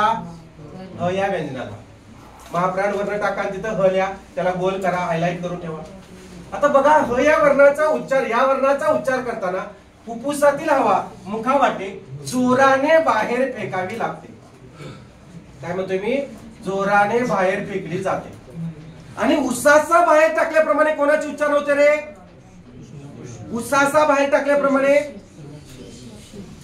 बाळ उसासा टाकून रडत असते. एखाद्या बाळाला तुम्ही मारलं किंवा आईने मारलं तर ते दुमसून दुमसून रडते बघा. असं रडते बघा. बरोबर. मग ते उसासा कुठला ध्वनी बाहेर येतो तिथून? श श स श श स असंच येते ना. का प प प असं करते? ड ड करते का? नाही करत बघा. उसासा बाहेर टाकल्याप्रमाणे कोणाचा उच्चार होतोय? लक्षात येते का बघा? हा उसासा बाहेर टाकल्याप्रमाणे. हे बघा इथं आहे. कुठे गेलं? हा उसासा बाहेर टाकल्याप्रमाणे आहे का? कुणाचा? उष्मे किंवा घर्षक श स स. आणि मुखावाटे जोराने बाहेर फेकली जाते बघा. तो कोण? येते का लक्षात? या दोन्हीचा फरक लक्षात ठेवा बाळांनो. नाहीतर मग परत गोंधळ उडणार. ही परीक्षेला येते बघा. उसासा बाहेर टाकल्याप्रमाणे कोणत्या वर्णाचा उच्चार होतो? तर उष्म्यांचा म्हणजे श श स.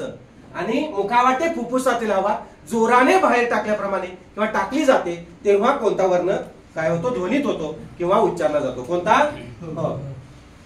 बघा फुफ्फुसातील हवा जी आहे ती जोराने बाहेर फेकली जाते. ह ह बरोबर का? अंगात आले सगळे ह ह ह असं करतात बघा. बरोबर आहे का? ते वेगळं आहे. करतात की नाही? लय भारी भारी असते. मग झाडाला प्रश्न विचारले जातात. झाड म्हणतात नाही गावाकडे आपल्या ग्रामीण भागात, हा का धरले झाडाने? काय हाय? अरे तुला शेजाऱ्याची लागली. अरे शेजाऱ्याच्या तुझ्या कर्म केले रे. असं काय काय काय काय करून दातवट खाऊन लय भारी असते सगळं. ते बघितले आपण सगळं है ना, बघतोय की नाही आपण? तसं ती फुफ्फुसातून ध्वनी काय करतात ते बाहेर टाकले जातात. त्यांना ड ड म्हणायला लावायचं मुद्दाम. स्पर्श व्यंजन पण म्हणायचं आहे की नाही? नुसतं महाप्राणच कशाला? बरोबर आहे ना? उष्मे पण म्हणायचं. मग उष्मे पण म्हणतात ते पूर्ण जेव्हा व्हायचं असते त्यांचं तेव्हा. मग कोणतरी हळूच काय देते अंगारा वगैरे देते आणि मग देव बाहेर जाते. बघा पहिल्यांदा ह ह करतच देव येते. तुम्ही बघा ते रेणुकाचा वगैरे कार्यक्रम असतोय. आता काही जण म्हणतात सर नावं ठेवतात. जर तसं असेल तर त्यांना विचारा मला किती मेरिट पडेल, पोलीस भरती माझी होते का, किती यंदा मार्क, किती मेरिटला किती लागल, काय लागल विचारा त्यांना. सरांना नोकरी कधी लागेल, सातवी सर असंच आहेत किती दिवस झाले, त्यांचं काहीतरी भलं करा विचारा जरा. काय असलं तर देतो मी कोंबडं कुत्र काहीतरी सांगा त्यांना. अंगात देवच कसे येतात? शिवाजी महाराज काय येत नाही, सावित्रीबाई फुले काय येत नाहीत, आंबेडकर काय येत नाही, निवृत्ती सातपुते अंगात काय येत नाही. हे जर मोठी मोठी लोक आली तर लय भारी होईल बघा. बरोबर आहे की नाही? शिव काळा शिव येतोय, कुठलं झाड येतोय, मरगुबाई अंगात आली, यल्लाम आली, लय भारी. आमच्या काय येत नाही बरं? आमच्या मुलांच्या अंगात काय येत नाही? मराठीला तुमच्या अंगात सातपुते सर यायला पाहिजे, गणितला सुधाकर चव्हाण यायला पाहिजे, सुधाकर सर यायला पाहिजे आहे नाही? आले तर काय होईल पेपरला? नुसतं गोल रंगवायचं आहे की नाही? नुसता डबरा प्रश्न वाचला, गणित आलं हा या ना, ही दोघं अंगात आली की संपलाच खेळ सगळा आहे की नाही? आणि फिजिकलला कोण यायला पाहिजे? महेश सर. पळतीस नुसतं नाही, नुसता गोळा सहज टाकणार. कसं पण असू दे की फुकलं तर पडू दे पण गोळा आउट ऑफ जाणार, गोळा नाही का आवरणार. अशी सगळी माणसं अंगात यायला पाहिजे तुमच्या. अर्थात बघा बघा लक्ष द्या, महाप्राण वर्ण ह या वर्णाला काय म्हणतात? महाप्राण वर्ण म्हणतात. का? फुफ्फुसातील हवा जोराने मुखावाटे बाहेर फेकली जाते म्हणून. अर्थात प्राणवायू. आता लक्ष द्या, महा म्हणजे काय रे? महा म्हणजे मोठा. लक्षात ठेवा, महा म्हणजे मोठा. महा म्हणजे मोठा लक्षात घ्या. महा म्हणजे मोठा आणि प्राण म्हणजे श्वास. लक्षात ठेवा, महा म्हणजे मोठा आणि प्राण म्हणजे श्वास. म्हणजे हा वर्ण उच्चारत असताना प्राणवायू जो आहे तो मोठ्याने बाहेर फेकावा लागतो. बघा मोठ्याने प्राणवायू किंवा श्वासवायू मोठ्याने बाहेर फेकला जातो म्हणून याला काय म्हणायचं? महाप्राण वर्ण म्हणायचं. मला इथे लक्षात. आणि महाप्राण वर्णाचा समावेश कशात होतो रे? कठोर व्यंजनात होतो का मृदू व्यंजनात होतो? मृदू व्यंजनात होतो. कारण कठोर 13च आहेत. 13 मध्ये ह आहे का? नाही आहे. तो मृदू मध्ये 37 मृदू आहेत ना. एकूण 50 मधून आपण 13 वजा केले, 37 मध्ये येणार ह येणार. स्वर 12, स्वराधी 2 आणि ती 21 किती झाले बघा? मृदू व्यंजन 21, 12 स्वर आणि 2 स्वराधी किती झाले? 37 झाले. बरोबर का? झाले का? आणि ऍन ऑफ त्यात आणि ऍड करा वाटल्यास. त्यावेळी पुढं ह या वर्णाला काय म्हणतात रे? महाप्राण वर्ण असे म्हणतात. ठीक आहे. आता ह मिसळून मराठीमध्ये ह हे व्यंजन मिसळून एकूण 14 प्रकारचे महाप्राण वर्ण बनलेले आहेत. बघा किती प्रकारचे रे?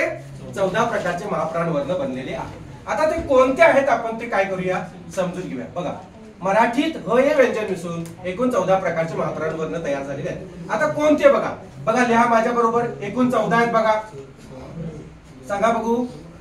ख, 2 नंबरला घ, त्यानंतर छ, त्यानंतर झ, थ, ठ,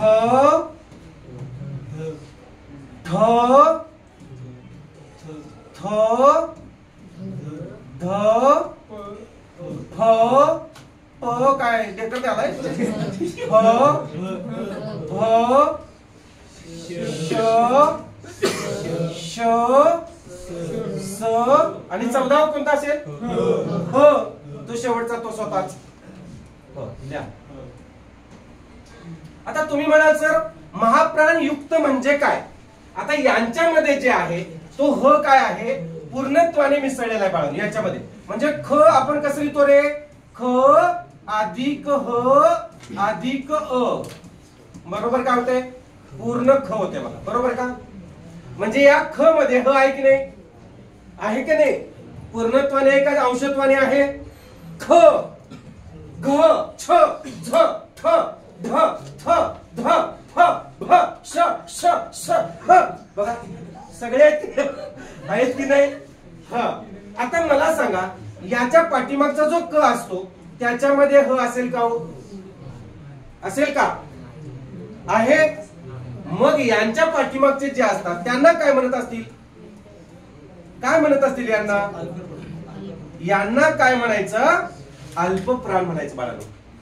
म्हणजे यामध्ये सुद्धा बघा या ड च्या आधी कोण आहे, ड आहे, थ च्या आधी त येतो, द च्या आधी द येतो, फ च्या आधी प येतो, भ च्या आधी ब येतो, बरोबर का?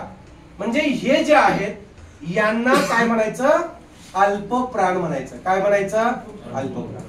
का अल्पप्राण म्हणायचं?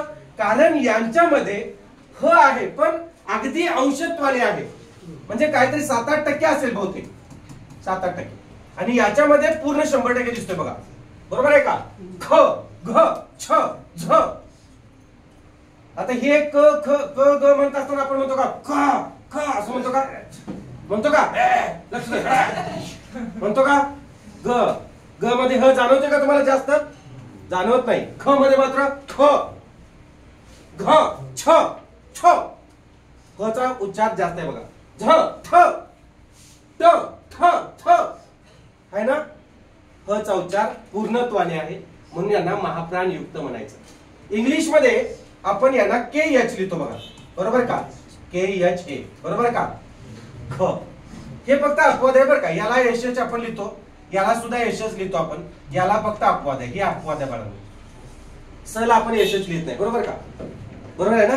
आणि एच ला एच लिहितो ना, लक्षात ठेवा. इथं के एच, इथं जी एच, इथं सी डबल एच, इथं इथं काय रे जी एच, इथं टी एच, इथं डी एच, इथं त टी एच, इथं डी एच, इथं पी एच, इथं बी एच. येते लक्षात? म्हणजे सगळ्यामध्ये एच दिसतंय का? म्हणजे हे 14 प्रकारचे महाप्राण युक्त व्यंजन म्हणायचे. म्हणजे ह मिसळून किती? 14. सांगा हा, काही शंका? मोठ्याने सांगा. च मध्ये पण एच येते, सी एच तो अपवाद म्हणायचा पण तो महाप्राण नाही इथं, म्हणून डबल एच वापरायचं. सी डबल एच म्हणजे छ.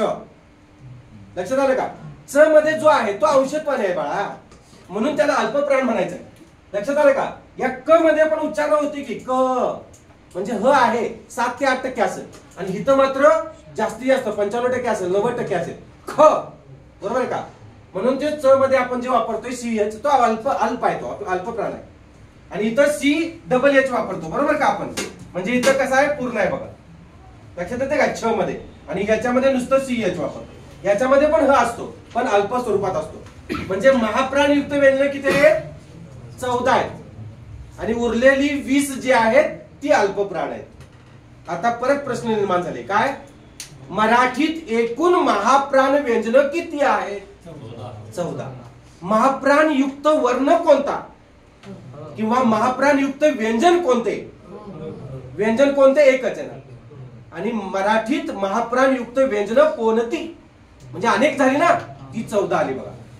आता बघा मराठीत अल्पप्राण व्यंजन किती आहेत? मराठीत म्हणजे 14 सोडायची, 34 मधून 14 वेजा गेली 20. लक्षात ठेवा. राहील मॅडम लक्षात? अल्पप्राण 20 आहे, 14 34 मधून ही 14 वजा करायची.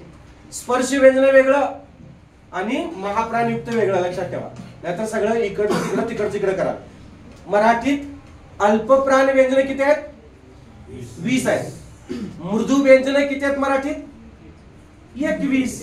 13 वजा कठोर मधून, बरोबर आहे का? कन्फ्युज होऊ नका. प्रश्न काय आहे बघा आणि मग सोडवा. राहील का लक्षात? बाळांनो हेच जास्त प्रश्न येतात तुम्हाला. कारण त्यांना माहिती आहे ही मुलं बरोबर यात फसतात, गोंधळून जातात. मग तिथं पर्याय 20 पण असणार आहे, पर्याय 21 पण असणार, पर्याय 13 सुद्धा असणार आहे, पर्याय 48 पण असणार आहे. बरोबर आहे. 48 नसेल 34 असेल. मग आपल्याला आपला गोंधळ उडतो. लक्षात घ्या. समजते का? महाप्राण व्यंजने किती एकूण? 14. हे बघा 14 महाप्राण व्यंजन आहेत. मराठीत महाप्राण व्यंजने किती आहेत? 14. महाप्राणयुक्त व्यंजन कोणते? व्यंजन कोणते? ह एकच आहे आणि त्याच्यापासून 14 बनतात. मग 14 सोडले तर उरलेले जे आहेत उर्वरित 20 काय असतात? अल्पप्राण असतात. ठीक आहे. ते लिहून घ्यायचं तुम्ही. उर्वरित अल्पप्राण व्यंजन ते लिहून घ्या. आधी इथं लिहून घ्या टिप तुम्ही खाली.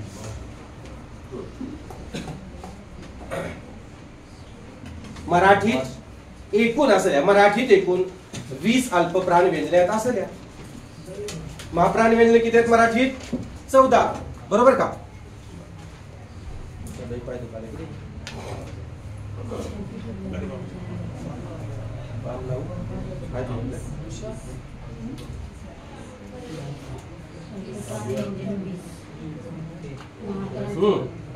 मॅडम लक्ष द्या.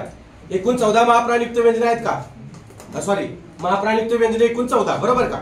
आणि उरलेली 20 अल्पप्राण. उर्वरित 20 अल्पप्राण व्यंजने आहेत असं नाही. आणि महाप्राणयुक्त व्यंजन कोणते? ह. प्रश्न कसा विचारलाय तसं उत्तर द्यावं लागणार आहे. बरोबर. व्यंजन कोणते? ह. महाप्राण व्यंजने कोणती? महाप्राणयुक्त व्यंजने कोणती? 14. व्यंजने कोणती म्हणले म्हणजे अनेक झाली ना, 14 झाली. आणि व्यंजन कोणते? ह एकच. आता तुम्हाला यातले सुद्धा पर्याय देतील. महाप्राण व्यंजन ओळखा असं देतील. मग तुम्हाला कसं देतील बघा. म्हणजे 3 मृदू देतील, सॉरी 3 अल्पप्राण देतील आणि 1 काय देतील? महाप्राण देतील. आता हे 4 पर्याय असं धरूया. बघा लक्ष द्या. क, ग, स आणि ध. पर्याय तुमचा कुठला रे? प्रश्न आहे माझा हा. महाप्राण वर्ण ओळखा असा आलेला आहे प्रश्न. असं धरूया. तुमचं उत्तर काय बघा. अ ब कडे धरूया. अ ब कडे सांगा. ड. बरोबर आहे का? ड म्हणजे हे आपलं उत्तर आहे. का सांगा? हा अल्पप्राण आहे, अल्पप्राण आहे, अल्पप्राण आहे. बरोबर. आता मग उलट विचारतील,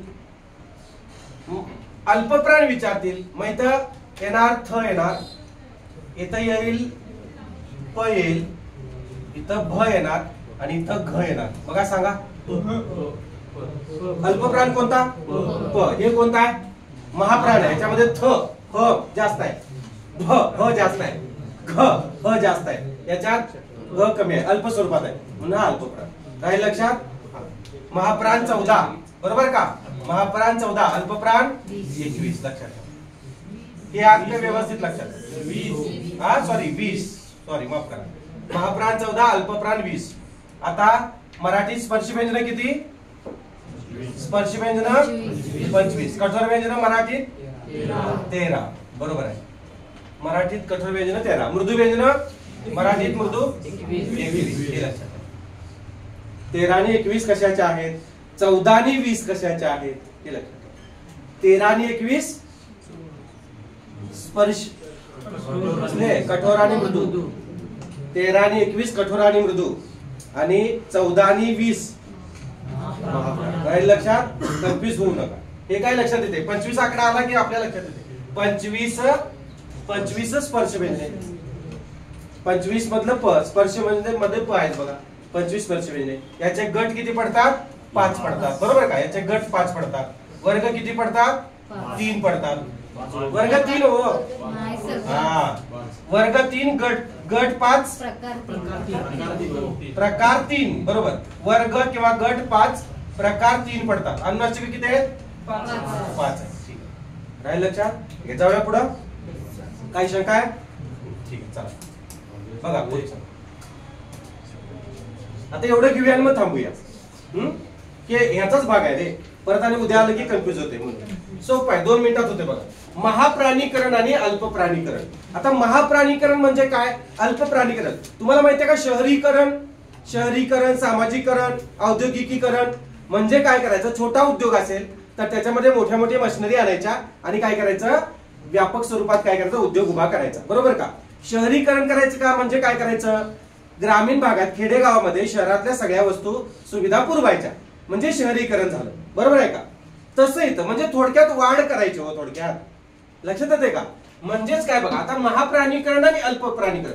महाप्राणीकरण म्हणजे काय की जेव्हा अल्पप्राणी व्यंजने महाप्राण व्यंजने बनतात तेव्हा त्यास काय करायचं, महाप्राणीकरण म्हणायचं. म्हणजे हे खेडेगाव असणार आणि हे काय होणार, शहरीकरण म्हणजे शहर असणार, म्हणजे खेड्याचं शहर झालं, बरोबर का? तसं म्हणजे अल्पप्राणी व्यंजने जी आहेत ती महाप्राण व्यंजने बनली की त्यांना फक्त काय करायचं, महाप्राणीकरण म्हणायचं. आता बघा इथं ही महाप्राण व्यंजने आहेत, याच्यामध्ये तुम्हाला मी सांगतो हे प जे आहे प, त्यानंतर न, त्यानंतर बघा नाही इथं प, त्यानंतर इथं ग आणि इथं प. हे बघा आता मला सांगा हा प जो आहे तो महाप्राण आहे की अल्पप्राण आहे रे? अल्पप्राण आहे, बरोबर का? अल्पप्राण आहे. प जो आहे हा कोण आहे, अल्पप्राण आहे की महाप्राण आहे? अल्पप्राण आहे. ग अल्पप्राण आहे की महाप्राण आहे? अल्पप्राण आहे, बरोबर का? आणि प अल्पप्राण आहे की महाप्राण आहे? प अल्पप्राणच आहे ना. आता याचं आपण काय केलं, या पुष्पचं काय केलं, सॉरी हे प घ्या किंवा हे प घ्या, अल्पप्राणच आहे ना. हा आता या प च आपण काय केलं, फ केलेलं आहे. मग फ काय येणार सगळा, महाप्राण झालं.